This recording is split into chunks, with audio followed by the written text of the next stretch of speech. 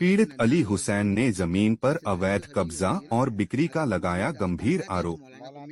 पीड़ित अली हुसैन ने आज अपने आवास पर एक प्रेस वार्ता आयोजित कर मीडिया के सामने अपनी आपबीती रखते हुए बताया कि उनकी पुश्तैनी पर कुछ रिश्तेदारों द्वारा जबरन कब्जा किया गया है तथा उसे अवैध रूप से बेचा जा रहा है।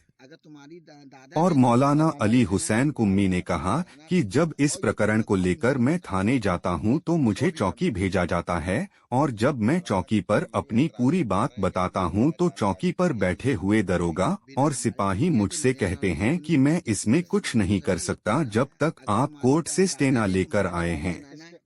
मामला है पूरा। देखिए, ऐसा है कि मौलाना अली हुसैन कुम्मी के नाना और इनके जो दादा थे, दोनों का बिना बंटवारा हुए हुए ये ज़मीन का सौदा हुआ है 4 करोड़ रुपए का, ऐसा मौलाना का कहना है। मौलाना आज ही बाहर से अभी आ रहे हैं, थोड़ी देर में वो अपने घर पे भी कॉन्फ्रेंस करेंगे। आप लोगों को ये ज़मीन का मुआयना करने के लिए यहाँ पे भेजा गया है और ये ज़मीन जो है 4 बीघा ज़मीन 4 करोड़ का सौदा हुआ है, ऐसा मौलाना का कहना है। मौलाना ने कहा है कि आप जाके इन पत्रकारों को, महोदयों को ये ज़मीन का मुआयना कराई आइए। ये ज़मीन बिना बंटवारे के, बिना हिस्से के सौदा हुआ है, ये गलत हुआ है, गैर कानूनी है। इसी बात पे उन्हीं ने ये काम यहाँ बता रहे कि जो है हरे पेड़ भी काटे गए। हाँ, पेड़ काटे गए, आम के पेड़ थे, सैकड़ों पेड़ यहाँ पे कटवा दिए गए और पता नहीं उसकी परमिशन थी नहीं थी। मौलाना ने उस चीज़ की भी जानकारी करने के लिए एप्लीकेशन डाल रखी। ठीक, थैंक यू। देखिए, ऐसा है कि हमारे नाना जाफ़र अली ख़ां की ज़िम्मेदारी वहाँ पे थी और हमारी माँ के हक़ में जो ज़मीनें आई थी वो ज़मीनें हम लोगों को नहीं मिली। और आज जो है क़ायम रज़ा वहाँ पे माफिया, गुंडा माफिया बना हुआ पूरे, और उसके साथ में हमारा भाई शाहरुख खान और फैज़ी खान जो कि समाजवादी पार्टी में जो है वो इलेक्शन लड़ रहा है।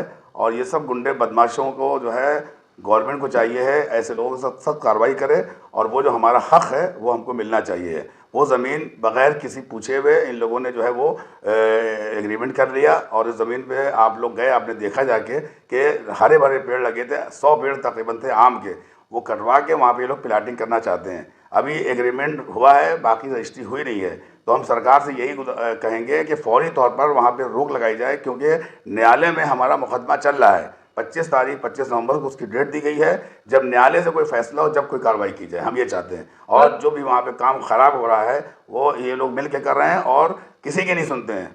पुलिस चौकी पे मैं 2-3 मरतबा गया, हमारे सामने उन लोगों ने बात की, वहाँ के दरोगा ने, उनकी भी नहीं सुनी, उनके कहने पे आए भी नहीं है। इतने ज़्यादा ये लोग माफिया गुंडागिरी वहाँ पे चंदियामऊ में कर रहे हैं और जबकि कितनी ज़मीनें कब्जा किए हैं, कितनी प्लाटिंग कर रहे हैं, क्या क्या कर रहे हैं। हम चाहते हैं कि उन पर बाकायदा जांच बिठाई जाए ताकि मालूम हो कि दूध का दूध हो, पानी का पानी। जो गवर्नमेंट ज़मीनों पर कब्जा भी कर रखा है इन लोगों ने।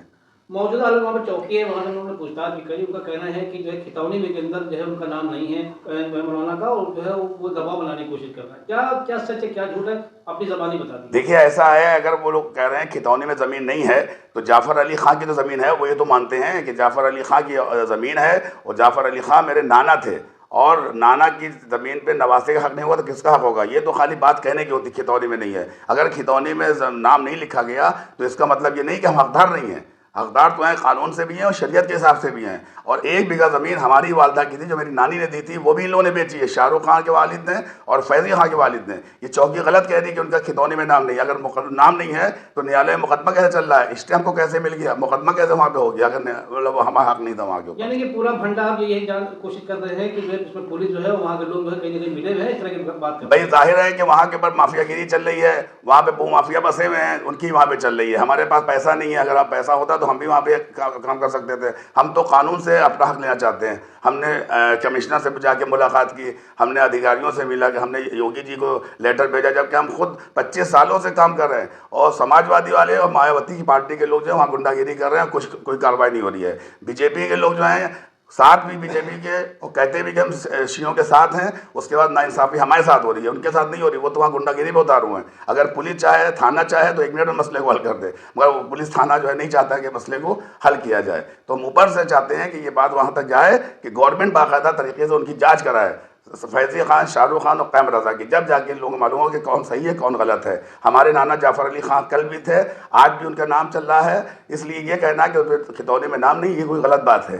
जब न्यायालय मुकदमा चल रहा है तो इसका मतलब हम उसके हक़दार हैं और इंशाअल्लाह वो हक़ हमको मिलेगा। आज नहीं तो कल हम योगी सरकार से यही अपील करेंगे कि वहाँ पर जांच कराई जाए किन किन ज़मीनों पे लोग कब्जा किए बैठे हुए हैं, और ये ज़मीन जो है उस पर जब तक कि मुकदमा चल रहा है उस पर कोई भी काम न किया जाए। जब मुकदमे का फैसला हो जाए फिर जो चाहे करें वहाँ के ऊपर। बहुत बहुत शुक्रिया।